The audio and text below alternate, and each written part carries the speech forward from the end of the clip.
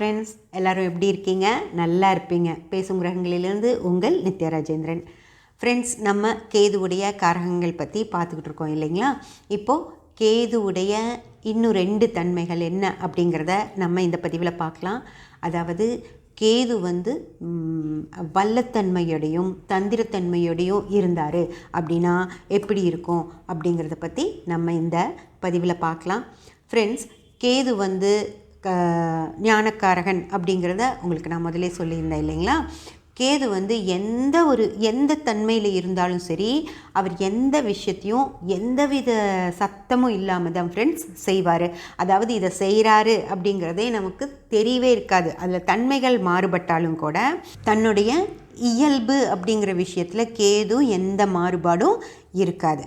ஆனால் ஜாதகத்தில் கேது 2ஆம் பாவம், 6ஆம் பாவம், 10ஆம் பாவம் அந்த பாவங்களுக்கெல்லாம் அதிபதியாக வர்றதோ அல்லது தொடர்பு இருக்கிறதோ அந்த கேது நம்ம வல்லத்தன்மையோடு இருக்கிற கேது அப்படின்னு சொல்லி நம்ம சொல்லுவோம். அந்த கேது எப்படி இருப்பார் அப்படின்னு பார்த்தீங்க அப்படின்னா, அவங்க மிக மிக மிக திறமைசாலிகளாக இருப்பாங்க ஃப்ரெண்ட்ஸ். அதாவது எல்லா விஷயங்களையும் பல கோணங்களில் சிந்தித்து எந்த கோணம் சரியானது அப்படின்னு முடிவெடுத்து பிளான் பண்ணி தான் ஒவ்வொரு வேலையையும் அவங்க செய்வாங்க ஃப்ரெண்ட்ஸ். அந்த மாதிரி மிக மிக மிக திறமைசாலிகளாக இருப்பாங்க அந்த வல்லத்தன்மையோட கேது இருக்கிற ஜாதகர்கள். இவங்கெல்லாம் எந்த தொழில்களில் ஈடுபடுவாங்க அப்படின்னு சொல்லி பார்த்தீங்க அப்படின்னா, இந்த புலனாய்வுத்துறை, துப்பறிகிற விஷயங்கள், அந்த மாதிரி. அதாவது ஏதோ ஒரு முக்கியமான பொருள் ஒன்று காணாமல் போயிடுச்சு அப்படின்னா இவங்கக்கிட்ட நம்ம அதை கரெக்டாக சொன்னோம். அது எப்போ போச்சு, எங்கே போச்சு, அந்த டைமில் யார் இருந்தாங்க கூட, என்ன நடந்திருக்கோம் அப்படியெல்லாம் நம்ம சொன்னோம் அப்படின்னா அவங்க கரெக்டாக இதுதான் காரணமாக இருக்கும் அப்படின்னு சொல்லி சொல்லுவாங்க. அந்த மாதிரி ஒரு சின்ன இது சொல்கிறேன் பாருங்கள். சிங்கம் படத்தில் நினைக்கிறேன், சூர்யா அவர்கள் அந்த பொண்ணு என்னோடய வைர டாலர் வச்ச செயினை காணோம் அப்படின்னு சொல்லி சொல்லுவாங்க. அப்போ அவர் சொல்லுவார், ஜன்னல் திறந்திருந்ததா, உங்கள் காம்பவுண்டுக்கும் உங்கள் வீட்டுக்கு ஜன்னலுக்கும் எவ்வளோ தூரம், அந்த மாதிரியெல்லாம் சில விஷயங்கள் கேட்டு நீங்கள் கழட்டி போட்ட துணியில் அது சிக்கி இருக்கும், போய் பாருங்கன்னு சொல்லுவார். சொன்ன மாதிரியே அந்த அழுக்கு துணியில் பார்க்குறப்போ கரெக்டாக அவங்க ட்ரெஸ்ஸை கழட்டுறப்போ அந்த செயின் ட்ரெஸ்ஸோடு போய் கிடைக்கும். ஏன்னா அது தொலைஞ்சு போகிறதுக்கெல்லாம் வேறு வழி இல்லை அப்படிங்கிற பட்சத்தில் இவங்க எங்கேயாவது தெரியாமல் தான் மிஸ் பண்ணியிருப்பாங்க அப்படிங்கிற ஒரு சரியான யூகத்தை எடுத்து வைப்பார். அப்போ அங்கே போய் பார்க்குறப்போ அது இருக்கும். அந்த மாதிரி மிக மிக மிக சரியாக ஒரு விஷயத்தையும் யூகித்து செய்யக்கூடியவங்களா இந்த கேது வல்லத்தன்மையோட இருக்கிற ஜாதகர்கள் இருப்பாங்க ஃப்ரெண்ட்ஸ். அதில் முக்கியமாக இதை எப்படி சொல்லலாம் அப்படின்னு பார்த்தீங்கன்னா, நான் சிகப்பு மனிதன் அப்படின்னு சொல்லி ஒரு படம். அந்த படத்தில் 2 முக்கியமான கேரக்டர்ஸ் இருக்கும் ஃப்ரெண்ட்ஸ். அந்த 2 முக்கியமான கேரக்டர்ஸுமே இந்த கேதுவுடைய கேரக்டர்ஸ் தான். என்னடா இவங்க சினிமாவையே எடுத்து சொல்கிறாங்களே அப்படின்னு நினைக்காதீங்க. மிக சரியான எக்ஸாம்பிள்ஸாக நம்ம அப்படி தானே சொல்லி ஆகணும். அதனால தான் நான் இது சொல்கிறேன்.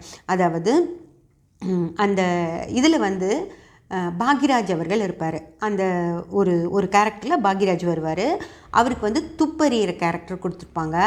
அவர் அந்த படத்துடைய கதாநாயகனான திரு ரஜினி அவர்கள் அந்த படத்தில் கொலை செய்வாருங்க. காலையில் ஒரு ப்ரொஃபஸராக காலேஜுக்கு போயிடுவார். நைட் நேரத்தில் அவர் ஒரு துப்பாக்கி எடுத்துகிட்டு போய் சில தப்பு செய்கிறவங்கள சுடுற ஒரு கொலைகாரராக இருப்பார். இந்த விஷயத்தை திரு பாக்யராஜ் அவர்கள் கண்டுபிடிச்சிடுவாருங்க. அதாவது சில விஷயங்களை எல்லாம் வச்சு இவர் இந்த டைமில் இது மாதிரி நைட்டில் போய் ஒரு ரூமில் படுத்துக்குவார். அந்த பெட்டு எல்லாம் தலகணியெல்லாம் வச்சு அவர் தூங்கிட்டு இருக்க மாதிரி பண்ணி வச்சுட்டு அவர் வெளியே போயிடுவார், ஜன்னல் வழியாக எட்டி குதிச்சு. இதையெல்லாம் இவர் பாக்யராஜ் அவர்கள் கண்டுபிடிச்சிடுவார். கண்டுபிடிக்கிறது அதுதான் கேது. அதாவது அவர் வெளியும் சொல்ல மாட்டார், ஆனால் அவர் கூடவே ஒருத்தர் இருப்பார், அவருக்கே தெரியாது இவர் இதெல்லாம் கண்டுபிடிச்சிட்டாரு அப்படிங்கிறது. அந்த மாதிரி அதாவது புலனாய்வு அப்படிங்கிறது ஒரு விஷயத்தை துப்பறிஞ்சு மிக சிறப்பாக கண்டுபிடிச்சாலும் அதை வெளியவே சொல்லாமல் அமைதியாக ஒன்றுமே தெரியாத மாதிரி அமைதியாக இருந்துட்டு அந்த கடைசி நேரத்தில் எப்போ அதை சொல்லணுமோ அந்த நேரத்தில் தான் வெளிப்படுத்துவார் ஃப்ரெண்ட்ஸ். அது வல்லத்தன்மையோட கேது இருக்கிற ஜாதகங்கள் தான் இப்படி இது வந்து நார்மல் லைஃப்லேயும் ஒரு வீட்டில் நடக்கிற பிரச்சனைகள், வெளியே நடக்கிற பிரச்சனைகள், இது எல்லாம் வந்து அவங்க கரெக்டாக யோசித்து வச்சுருப்பாங்க. அதே போல் இந்த அரசியல் பிரச்சனைகள் அதில் எல்லாமே வந்து மிக சிறப்பாக யோசனை பண்ணி வச்சுருப்பாங்க. இது இப்படி நடக்கும் அப்படின்னு சொல்லுவாங்க, அது அதே மாதிரி நடக்கும். யூகங்கள் மாதிரி இருக்கும் அவங்க சொல்கிறது, ஆனால் அவங்க அனலைஸ் பண்ணிவிட்டு அதை மிக சிறப்பாக சொல்லுவாங்க ஃப்ரெண்ட்ஸ்.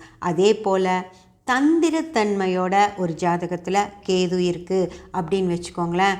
அவங்க என்ன பண்ணுவாங்க அப்படின்னு பார்த்தா, அவங்களுடைய தேவைகளை அவங்க தேவையான மாதிரி நிறைவேற்றிப்பாங்க. அதாவது வாய் திறந்து எதுவும் கேட்க மாட்டாங்க, தன்னோட ஆசைகளை வெளியே சொல்லவும் மாட்டாங்க.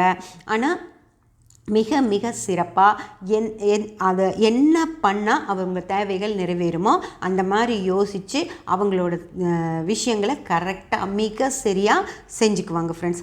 அது வந்து தந்திரத்தன்மையோட கேது இருக்கிற ஜாதகங்கள். அதுவும் அந்த நான் சிகப்பு மனிதன் அப்படிங்கிற படத்துலேயே திரு ரஜினிகாந்த் அவர்கள் அதை செய்வார். அதாவது தான் கண்ணு முன்னாடியே தான் அம்மாவையும் தான் தங்கையும் கொலை பண்ண ஒரு கும்பலை அவர் வந்து தீர்த்து கட்டணும்னு நினைப்பார். ஆனால் அது போய் நேரடியாக செஞ்சு போலீஸில் மாட்டி ஜெயிலுக்கு போகிறத விட யாருக்குமே தெரியாமல் காலையிலேருந்து சாயந்தரம் வரைக்கும் தன்னோட வேலைகளை பார்த்துட்டு இருந்துட்டு இவர் இப்படி செய்வாரா அப்படின்னு யாருனாலையும் நம்பவே முடியாது. அந்த மாதிரி அந்த விஷயங்களை நைட்டில் போய் அவங்க அந்த குரூப்பெல்லாம் கொலை பண்ணிட்டு வந்துடுவார். அதாவது அந்த மக்கள் அந்த இதில் படத்தில் பார்த்திங்கன்னா எல்லோரும் பயந்துப்பாங்க, யாரோ வந்து இப்படி இந்த மாதிரி ஆட்கள் எல்லாம் கொலை பண்ணுறாங்கன்னு. அந்த ஊர்லேயே தப்பு நடக்காமல் போயிடும். அந்த அளவுக்கு அவர் வந்து அதில் செய்வார். ஆனால் தந்திரத்தன்மையுள்ள கேது என்ன பண்ணும் அப்படின்னு பார்த்திங்கன்னா, இவரா இப்படி செஞ்சார் அப்படின்னு நம்ம ஒரு நாள் ஆச்சரியப்படுவோம்ல, அந்த மாதிரியான ஜாதகங்கள் எல்லாமே வந்து இந்த தந்திரத்தன்மையோட கேது இருக்கிற ஜாதகங்கள் தான். அந்த மாதிரியெல்லாம் நடந்துக்குவாங்க ஃப்ரெண்ட்ஸ். நான் வந்து ஒரு எக்ஸாம்பிளுக்காக தான் அவர் வந்து கொலை பண்ணுவார், அந்த படத்தில் அந்த மாதிரி இருக்கும், அதனால எக்ஸாம்பிள் சொன்னேன். தந்திரத்தன்மையோட கேது இருக்கவங்கெல்லாம் கொலை பண்ணுவாங்க அப்படிங்கிறது இல்லை அர்த்தம். அதாவது அவங்க வந்து தன்னை வெளிப்படுத்திக்கவே மாட்டாங்க. உள்ளுக்குள்ளே வேற ஒரு குணம் ஓடிட்டுருக்கோம், ஆனால் வெளியே வேறு மாதிரி இருப்பாங்க. நம்ம வெளியிருந்து பார்க்குறவங்களுக்கு அவங்க மனசுக்குள்ளே இப்படி நினைக்கிறாங்க, இந்த மாதிரி நடக்கும் அப்படின்லாம் நம்மளால் யூகிக்கவே முடியாது. ஆனால் ஒரு நேரத்தில் பார்த்தீங்க அப்படின்னா அவங்களோட இன்னொரு குணத்தை காட்டுறப்போ நம்மளால் அதை நம்பவே முடியாது.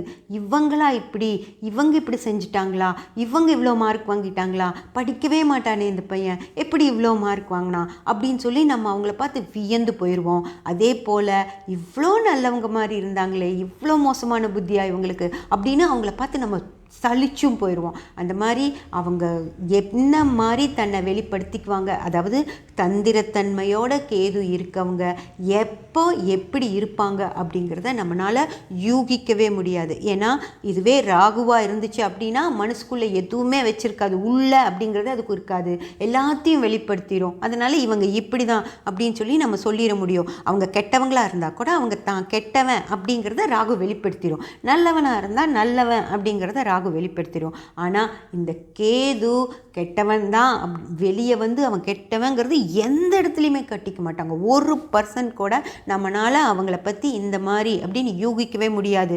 ஆனால் திடீர்னு 100% வேற ஒரு குணத்தை காட்டுவாங்க ஃப்ரெண்ட்ஸ். நம்மளால் யூகிக்கவே முடியாத மாதிரி தான் கேது. நார்மலாகவே கேது அப்படி தான் இருக்கும். அந்த கேது தந்திரத்தன்மையோட ஒரு ஜாதகத்தில் இருந்துருச்சு அப்படின்னா, அதாவது தந்திரத்தன்மை அப்படிங்கிறது 3ஆம் பாவத்துக்கு சம்மந்தப்பட்டது. 3ஆம் பாவ தொடர்பு கேதுக்கு இருக்குது அப்படின்னு வச்சுக்கோங்களேன். அவங்க ரொம்ப அப்நார்மலாக இருப்பாங்க, அது நமக்கு வெளிப்படுறப்ப தான் தெரியும். அதே போல் 3ஆம் பாவத்தோட கேது சம்மந்தப்பட்டிருக்கு அப்படின்னா அவங்க கற்பனா சக்தி நிறையா இருக்கும் ஃப்ரெண்ட்ஸ். அவங்க இந்த கதைகளெல்லாம் அட்டகாசமாக எழுதுவாங்க. கண்டிப்பாக இந்த எழுத்தாளர்கள் ரொம்ப கற்பனையோடு எழுதுகிற எழுத்தாளர்களுக்கு எல்லாமே கேது 3ஆம் பாவத்தோட ஏதோ ஒரு வகையில் சம்மந்தப்பட்டிருந்தால் மட்டும்தான் அவங்களுக்கு அப்படி ஒரு கற்பனை வளம் வரும் ஃப்ரெண்ட்ஸ். ஓகே ஃப்ரெண்ட்ஸ், நம்ம வந்து தந்திரத்தன்மை வல்லத்தன்மையோடு இருக்கிற கேதுவை பற்றி பார்த்துட்டோம்.